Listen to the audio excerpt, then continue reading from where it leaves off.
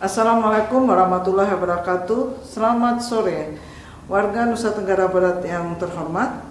Berjumpa lagi dengan gugus tugas percepatan penanganan COVID-19 Provinsi Nusa Tenggara Barat pada hari ini, Rabu 19 Agustus 2020, bertepatan dengan hari terakhir 1441 Hijriah. Kita sudah akan meninggalkan tahun 1441 Hijriah. Kami mohon maaf apabila pada tahun 1441 Hijriah dalam perjumpaan kita dalam program informasi dan update kasus COVID-19 ada hal-hal yang mungkin kurang berkenan di hati para pemirsa warga Nusa Tenggara Barat. Semoga di tahun 1442 Hijriah, di tahun yang baru, memberikan spirit yang baru dan memberikan kemudahan serta kesembuhan bagi mereka-mereka yang sedang dilanda penyakit COVID-19 dan mempermudah pekerjaan-pekerjaan kita dalam upaya mencegah penularan penyakit COVID-19 di bumi Gora tercinta. Bapak Ibu warga Nusa Tenggara Barat yang saya cintai, kita mulai perjumpaan pada hari ini dengan menyampaikan update kasus COVID-19. Pada hari ini dari 3 laboratorium PCR yang ada, yaitu Laboratorium Rumah Sakit Umum Provinsi, Rumah Sakit Dr. Sujono Selong, dan Rumah Sakit Kota Mataram, serta 1 laboratorium tes cepat molekuler, yaitu yang berada di Rumah Sakit Manambai, telah diperiksa sebanyak 111 sampel. Dan 87 sampel diantaranya adalah negatif, 3 sampel adalah ulangan dari mereka yang sedang dirawat dan dievaluasi, tetapi masih positif.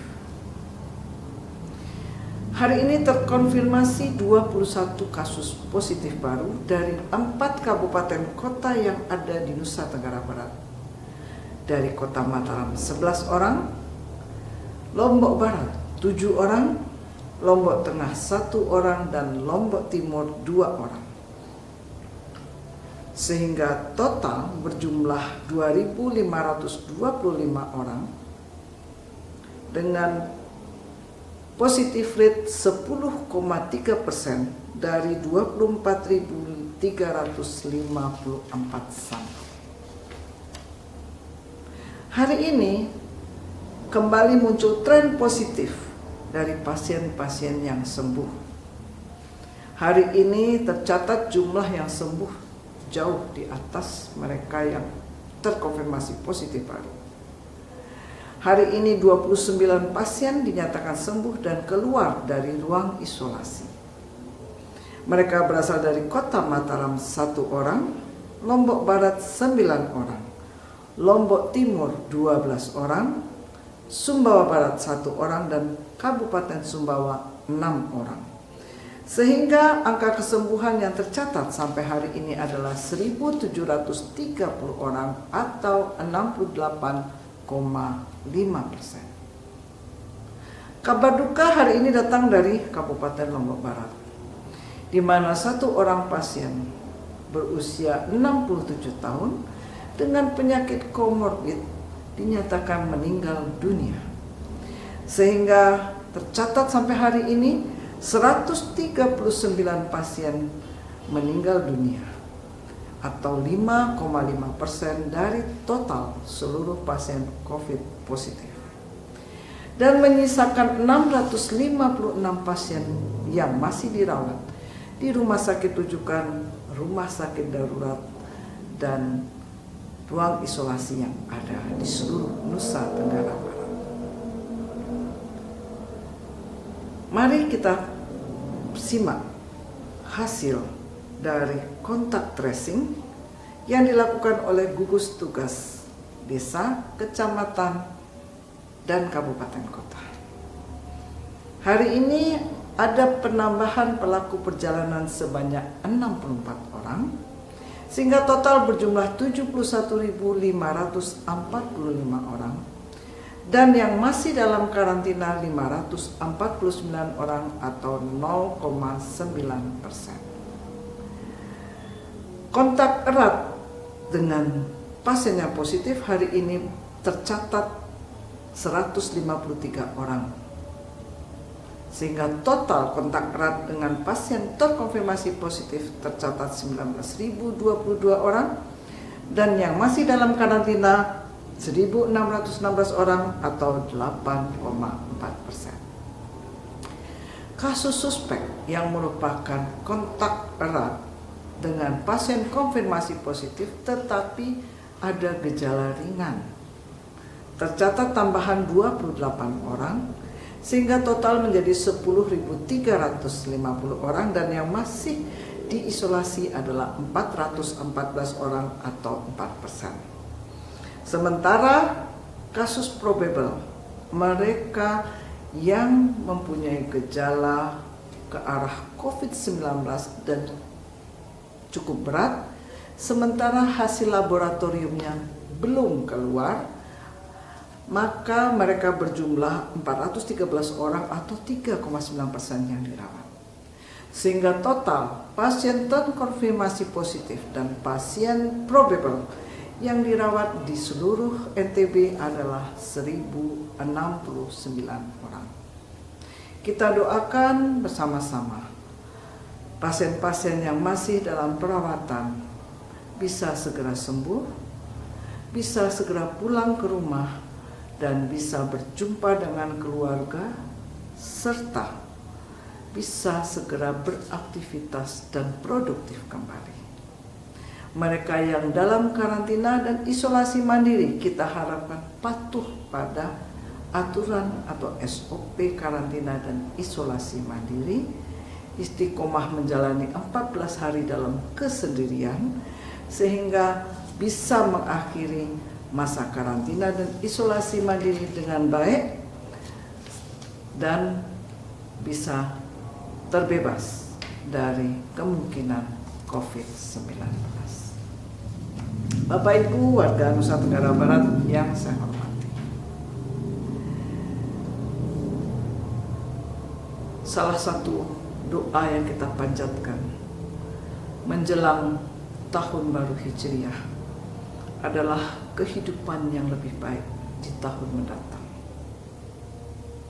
Kehidupan yang lebih baik yang terbebas dari pandemi COVID-19. Akan tetapi kita juga selalu diingatkan bahwa Tuhan tidak akan merubah nasib suatu kaum apabila mereka juga tidak berupaya. Marilah kita jalankan upaya ikhtiar dalam memerangi pandemi COVID-19 secara bersama-sama. Bersama-sama kita lindungi masyarakat dengan melakukan pencegahan. Mari kita desinfeksi secara teratur rumah kita, kantor kita, lingkungan kita. Tidak henti-hentinya kita edukasi, mensosialisasikan tentang COVID-19 kepada semua pihak, agar kita semua punya pemikiran yang sama tentang COVID-19. Dengan punya pemikiran yang sama, maka upaya pencegahan bisa berjalan lebih baik. Kita sudah siapkan laboratorium untuk deteksi dini, tetapi saat ini jumlah kapasitas laboratorium belum dimanfaatkan secara optimal. Dari 300 sampai 400 kuota yang bisa dilaksanakan pemeriksaannya setiap hari oleh 5 laboratorium kita, rata-rata kita baru memanfaatkan setengahnya, sekitar 150. Masih ada space 150 lagi yang bisa kita manfaatkan untuk memeriksa setiap orang yang dicurigai yang berkontak erat dengan pasien terkonfirmasi positif. Sehingga kita bisa cepat tahu apakah mereka memang tertular atau tidak. Semangat untuk melakukan tracing sebagai respon dari pasien yang positif tidak bisa hanya datang dari petugas, tapi juga butuh kerjasama dan dukungan dari keluarga penderita, dari lingkungan penderita, dan dari orang-orang yang ada di seputar kita semua. Sehingga kita lebih mudah dalam melakukan tracing, kita bisa maksimal melacak semua orang yang terkait dengan pasien yang positif, dan kita bisa tahu status mereka. Apakah mereka terkonfirmasi positif, ataukah mereka hanya kontak erat biasa, atau suspek, atau probable. Karena setiap definisi ini mempunyai konsekuensi penanganan yang berbeda. Kontak erat bisa isolasi mandiri di rumah. Probable harus dirawat di rumah sakit. Pasien konfirmasi positif dengan keadaan yang sedang dan berat harus berada di rumah sakit. Bila keadaannya ringan dan rumah dan lingkungannya memungkinkan isolasi mandiri, mereka bisa melakukannya isolasi mandiri di rumah. Maka semua harus bekerja bersama. Kami tenaga kesehatan menyembuhkan dengan ilmu dan obat-obatan. Bapak-bapak dan ibu-ibu menyembuhkan dengan cara memberikan support kepada pasien dan keluarganya, sehingga mereka tidak stres, mereka tenang karena mereka tahu mereka disupport penuh oleh lingkungannya. Dan sekali lagi kami tidak lelahnya mengingatkan tentang protokol kesehatan yang melindungi individual. Pakai masker, cuci tangan pakai sabun, di bawah air mengalir 20 hingga 40 detik, pakailah hand sanitizer apabila berpergian, sehingga Bapak Ibu bisa langsung mencuci tangan segera setelah kegiatan. Jaga jarak, jauhi kerumunan dan keramaian. Kita berkumpul di masjid hari ini untuk menyambut 1 Muharram 1442 Hijriah. Tetapi tetaplah jaga protokol kesehatan. Jagalah keluarga kita yang berisiko tinggi, bayi balita, ibu hamil, lansia, serta mereka yang punya penyakit komorbid, agar tidak berkontak dengan orang-orang yang mempunyai risiko menularkan COVID-19 kepada mereka. Karena orang-orang yang berisiko tinggi adalah orang-orang dengan imunitas yang sedang tidak baik atau turun, sehingga perlindungan tubuhnya tidak maksimal.